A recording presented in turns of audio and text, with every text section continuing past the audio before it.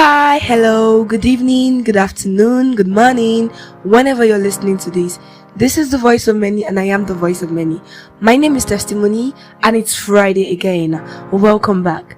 So, you're gonna be listening to my voice for some 30 to 40 minutes, or maybe shorter. Enjoy. How do you react to love? For example, if someone just pays you a compliment, how do you react? Someone extends a gesture of affection to you, how do you react? Assistance from other people, maybe friends, maybe not really friends, maybe acquaintance, maybe just a random stranger. How does it make you feel? Do you feel like, oh, this person is coming on me too strongly? Do you feel like, what did I do to end this? Do you feel like I'm indebted to this person? How does love make you feel? How does love make you feel? Okay, throughout the podcast last time, we were talking about learning to give love and receiving love. A word of affirmation entails the fact that you need to receive it and you need to give it out. And be open. We made mention of being open. And so someone in the comment section said, how exactly do we receive love, And I was like, we need to talk about that. So you see, this is the benefit of commenting. Guys, please, let's say something. It helps us know what's going on in your mind. It helps me to know that, oh, okay, this person listened and this is the thought that pops up. Like, why do you think like that? Like, asking me is like you asking me that. So why do you think this way? Okay, I have another opinion. Do you think it is also similar? Or are you the one that, need to bring me into your understanding, or I need to bring you into my understanding? It works that way, sincerely. So please do well to comment. There's a comment section down there that doesn't bite on YouTube. It's also on Spotify. I think so far I've only seen maybe over time, maybe 6 to 5 people comment before. Please, let's do it to comment. Just say something so I know that you're there. Okay, so here is how to receive love. The question. So I explained where we ended the last time. And now the question is, why is it so difficult to receive love? Or why does it seem like we react negatively to love? Because for me now, this used to be me. Why are you telling me I'm beautiful? I know I'm fine. It's okay. Don't say it again. Or maybe someone say, oh my God, you made your hair. It's so nice. I don't know if I should say thank you, or I'll just smile shyly. I'm like, I'm not just used to, why are you shouting? Everybody makes that every time, So I don't know how to react to that. So that's how you know if you don't know how to receive love. How does it make you feel when people pay you unusual compliments or a gesture of affection that you were not expecting? If it's from your parents, you're like, oh, well, they're supposed to show me love now. It's from your maybe close friends or family members. They're supposed to show you love. So there's a way it doesn't make you feel ugly. But when it's a random stranger or new people and they just sincerely pay you a compliment, in fact, you might not even see it as a sincere compliment. You're like, maybe the person is whining me, you get? Because you're like, oh, okay. So if you start seeing yourself react that way, or someone renders you an assistant and you're already thinking in your mind that, oh, I'm indebted to this person, I need to get even, I need to figure out a way to help this person too. You do not know how to receive love. Okay. So why then is it difficult to receive love? Why does it seem so, I don't know, I can't do this, don't hug me, don't hold my hands. Why do you want to hold my hands? Or, okay, why is she saying so much? Which one is I love you? Oh, I love you too. Or you don't just know how to say thank you to compliments and everything just all same. Leave me alone. This is why. Okay, from my experience and from research I made, I discovered that fear from past trauma seems to be the highest contributing factor. I'm like, fear from the past? And then it just made sense. Fear from the past traumas, like, while growing up. I'm reading the book currently on The Book You Wish, is a funny title. The Book You Wish Your Parents Read, and The Book Your Children Will Be Glad You Read. So, by Perry, what's her surname? Philippa Perry. Yeah, thank you. So, you can do it to check it out. It will help you extend the grace that it seems like we couldn't get during our time to our children, and our children will be glad that we read that book. Sincerely, the author thought of the title well enough. She made mention of some things, and she said things like, sorry, I feel like I didn't capture the book well. Okay, the book you wish your parents had read, then there's an open bracket, and your children will be glad you read, by Philippa Perry. Yeah. Okay, so one of the things she mentioned in the book was that while growing up, sometimes our parents just randomly say, "Well done, that's nice, good job." They don't specifically pay us attention like, "Oh, you made your hair, the hair looks so good on you." I don't know. Has that happened to you? Because now that I think about it, I don't think my mom ever said something like that to me. She pays me compliment though. My mom is one of the people that tell me I'm fine every time. I know. I mean, she will not say I'm ugly, but then, she was saying that the reason why sometimes it's difficult for us to open ourselves even to the love of and giving the same love to our children is because we really don't have that love in us. The exact love that we're supposed to pass to our children. So she was saying things like the fact that we're not used to specificity.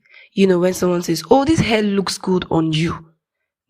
Oh, this jewelry makes your beauty glow or pop. Oh, this shoes enhances your feet." We're not used to that. It's just, you look nice. It's just, "Oh, you did well." No, I love the fact that you were very intentional about mathematics. That's good. And I see that you're paying more attention to our Greek this semester. That's good. We're not used to it because, they keep saying, "Oh, that's good. That's great." That's even in the days where we get to hear that. So, one of the things the author highlighted is because we really don't have much of specific compliment, specific way of showing love, which is the reason why we react somehow to it and we can't even give it out because we don't have it necessarily. And I think that makes sense. It's the same reason why we don't know what to say, if we should say thank you, or we don't know what to do with ourselves when someone says, "Oh, this hair looks good on you." And sometimes we even go ahead to self-sabotage. If you've met me before, I used to do this thing. I'll be like, "Is it that day before yesterday, the hair did not look good on me, or other hair I've been making didn't look good?" It's a compliment, man. Say thank you and smile. That is how you will know that you don't know how to receive love sincerely. Because it's just from, you don't know what to do with the compliment. You just start to think, is it that? Or someone says, "I love the way the glasses enhances your face." And then you start to ask yourself a question. Is it that without the glasses, my face is not enhanced? It's a compliment. You're not used to specificity. Smile. Open your teeth and say thank you. So, and then, I don't know, I feel like I had a lot of experience over the week because of this. And I'm glad. I saw a movie that triggered me recently. There's Zindagi, it's an Indian movie, and it was talking about the fact that a lady she just can't seem to stay with a guy for more than a week. She cannot connect. And then they started taking us back to, she went to see a therapist. So they started taking us back to why. And we realized that while she was young and trying to form connection with her parents, they traveled out and left her with her grandma. She struggled, cried. They said, "Oh, she was breaking a fuse." They say kids are stubborn. Nobody's bent down to her level, in fact, literally and emotionally, to say, "How are you doing? How do you feel about this whole change?" They are humans, we were humans too, in those days where this just happened suddenly and we're not carried along. I mean, who tells a child that, "Oh, I'm going to work and I'll be back by 6? They won't tell you. They feel like, are we taking the permission from the kid? But we needed it. This is our connection. This is what builds trust. Sometimes they even go ahead to tell you they'll be back by 2 and they'll come back 6. Do you know what that did to us? I don't know. Some people think it's just normal. It's not. It's part of the reason why we do something sometimes and we don't just understand why we did it. There's this doubt that was infused in us with that, "I'll be back by 2 and they came back 6. You really don't want to trust the word anymore. So, where was I with the story? So, I believe she was left with her grandma and she cried a lot, made fuses and all of that, made a fuss rather. And eventually she was trying to connect with her grandma. After a year, her parents came back, took her away from her grandma again. Now you wonder why she can't connect with people. Now you wonder why love seems like a difficult story. It was a lot. So there's a lot from our past that we need to sidetrack. The movie made me start thinking back to a lot of things. I started remembering things that I now discover that I built walls over. Not that I forgot. I used to think I don't remember things from my past. Suddenly I'm remembering the teacher that taught me in primary 2. That means I built a wall. It was like I didn't want to remember something, or there was something I'm trying to shield my current self from. It took me back, sincerely. So we need to think back to, why do I act the way I do? Why do I act the way I do? And thinking back is not you feeling unworthy of love. That's another reason why it's difficult for us to receive love.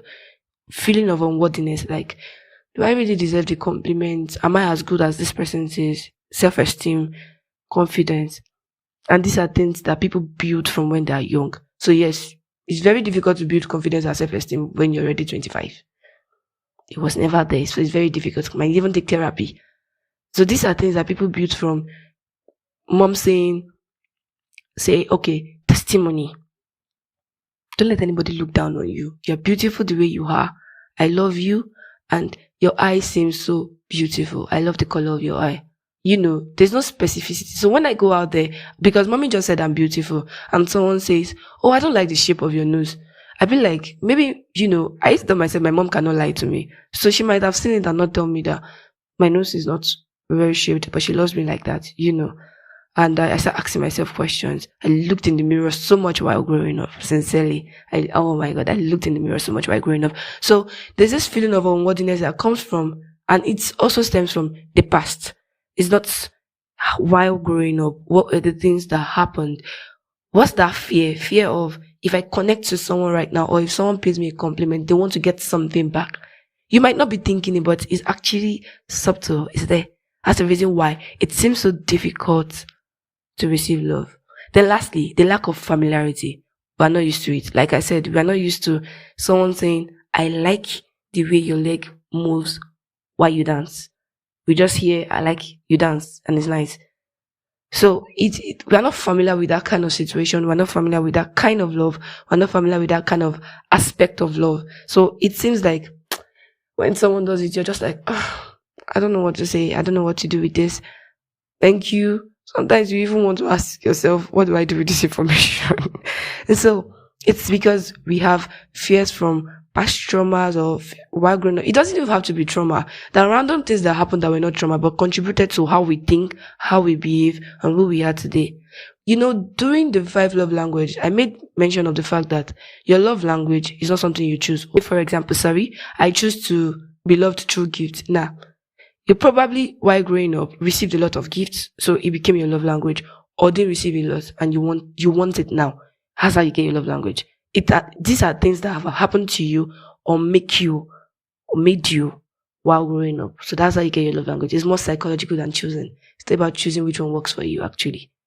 So it might not really be a trauma, is what I'm trying to say. It might be just, something that happened that made you think the way you are and made you become who you are now.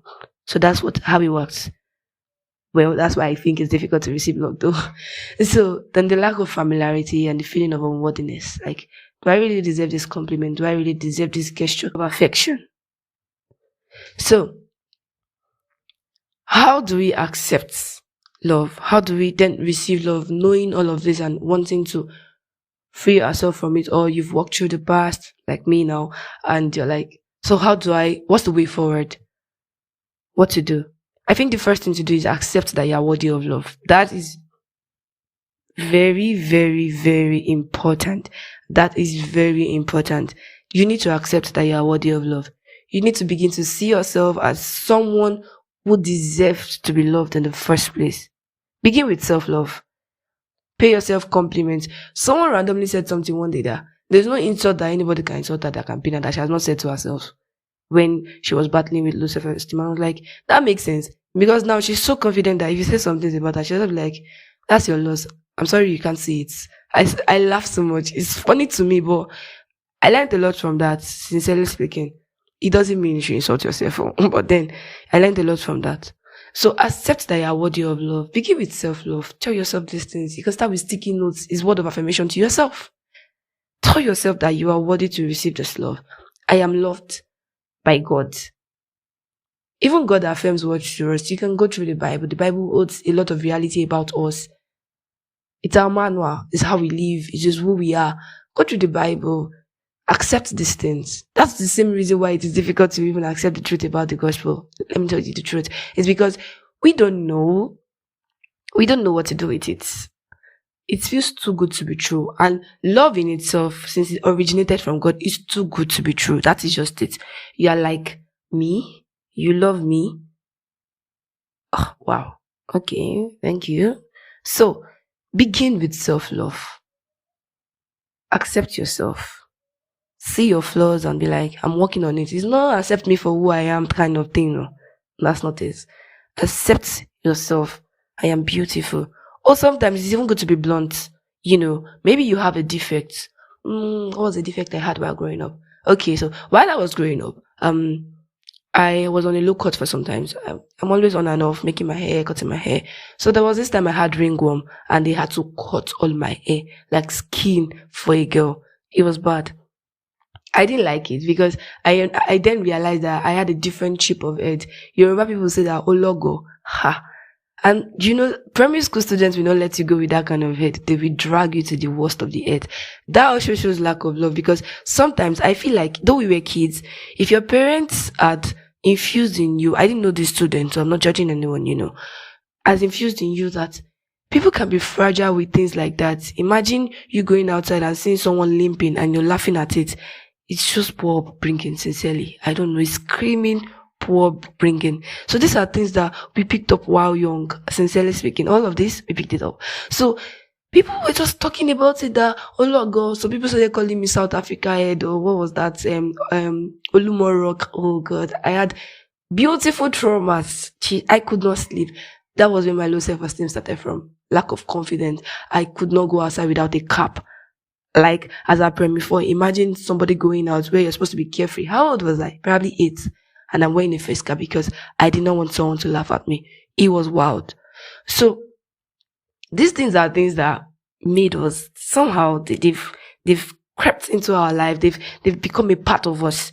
So you need to accept. You can point out something that you don't like about yourself and say, as much as I can't change this, I love it. It makes me different. Now, making my hair, it doesn't really show them, but then, I had to later accept that, you know what, if you want to laugh, just laugh. But I had grown up a bit though. At the beginning, it wasn't easy. Sincerely, I just couldn't tell myself that. So you need to, even if you have something that you don't like about yourself, point it out, look at yourself, and make it a point to pay a compliment to that place every time. I love the way my eye looks like. Maybe you don't like the way your eye looks like or something. I love the way my eye looks. It's beautiful. It looks different from every other person's own. Little by little, you don't know what you've done to yourself. Your mindset has changed. You become confident of that eye. And then when someone randomly says, why are you looking like this? Do you have a crossed eye? You're like, oh, it's different from what you know. So yes, it's beautiful. In fact, it will shut the person up. Like, I don't know what the person wants to say. People are very, very, they seem to cower when they see confidence that is beyond their level, because they will not just say anything again. That's just it. So you need to begin with self-love, and self-love starts with God. You can't love yourself without God's help, because at some point we've gone through a lot, we've had a lot, and we just can't seem to accept that this is who we are. This is how we are now. So we need to take it to God. Teach me how to love me. So accept that you are worthy of love. Begin with self-love. Another thing I think we can do is letting go of the past and be open. We are always screaming, be open to receive love. How to be open is letting go of the past. The only reason why you are not open is because there's something, closing the door. There's something you're trying to close or build a wall. That's why you're not open. So letting go of the past is being open. Revisit your past by, why am I like this? Why don't I like staying with people? Recently, I've had to confront a lot of things personally for myself. Why does it feel like when things are getting bad, I run away? It's because while growing up, when things are not good, I cower and nobody asks me, are you fine? They just suddenly notice that the jolly person is not talking, and everybody's trying to say, oh, Tetida, come at your you talk too much. So the days where you don't talk too much, they don't know it's not because you're changing, it's actually because you're not happy. So nobody's asking. And so you just realize that in the bad days, you don't tell anybody. It's only in the good days everybody wants to play with you. That's for me though. So I discovered that that's the reason why when things are bad, I tend to run away from even my friends. I will not say anything. I'll just disappear. And when I maybe feel like I've gotten it all under control, then I come back. That's not it.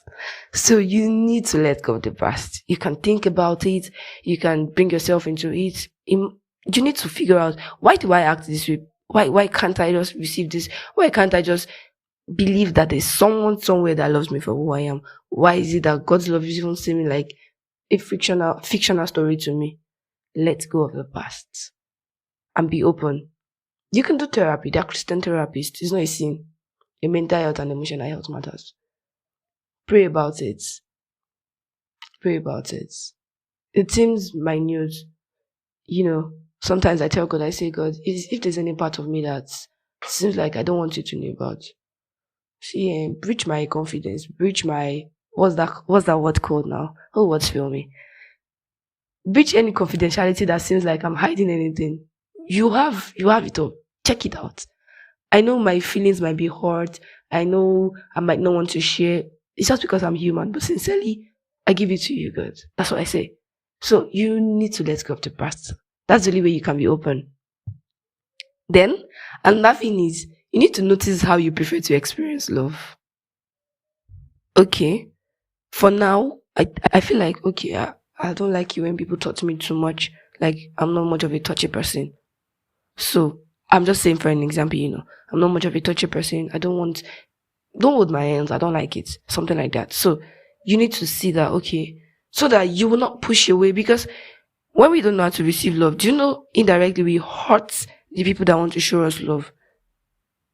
That's just it. So you need to notice, then you express yourself to your friend or your partners. Talk about it. I don't think I'm very expressive, am I? You ask questions. I think I need to work on the way I receive love. That's how to start conversations anyway. And the person is like, yeah, I actually noticed that anytime I try to hold your hand, maybe after a few seconds, you just try it maybe to make me feel good, and then you leave it, you let it go. Is it that you're scared I'm going to bite you? So talk about it. Oh, I just realized that I really don't know how to do much of holding because I wasn't held much maybe while growing up. Or I don't just like it. I think it's too much for me. But I'm willing to change and all of that. So this is me. Express yourself. It's the same reason why we can receive love. The fear from the past, the fear of connecting, the fear of people hurting us is the same reason why we wouldn't want to express yourself. So you have to beat the fear to its game.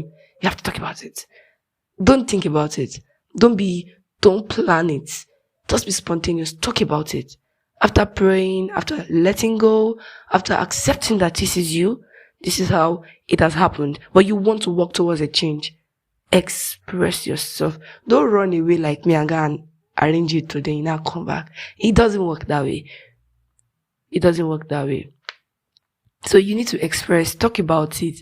Know that, okay, this is how I prefer to be loved. And then you talk about it. Talk about it. I guess this is how I'm able to come up with how to receive love. I hope I answered your question to the person that dropped the comment. And I hope you learned something while listening to every other person. So this is why you should drop comments. So, yeah. I've shared a lot of personal stories, and I just wanted to ask, how are you doing genuinely? How are you doing genuinely? Have you been able to receive love? Have you been able to give love since you've been listening to this episode? Is that something you didn't realize that? With this theme of love this August, I think I need to work on a lot. I think this is not how it's supposed to be. Or maybe you are in a relationship that doesn't seem to have it, and you're just looking for that. There's a space and you don't know what it is, and suddenly you have it all figured out. How's it going, really? With you personally, too? Well, did someone even tell you I love you? Think about it.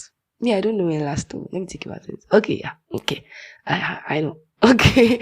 So think about it. These are things, and tell it to yourself too. I love me. Yeah, I love myself. So these are things to think about. These are things to,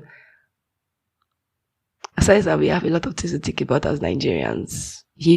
I'm a Nigerian, by the way, because I realize I have listeners abroad too.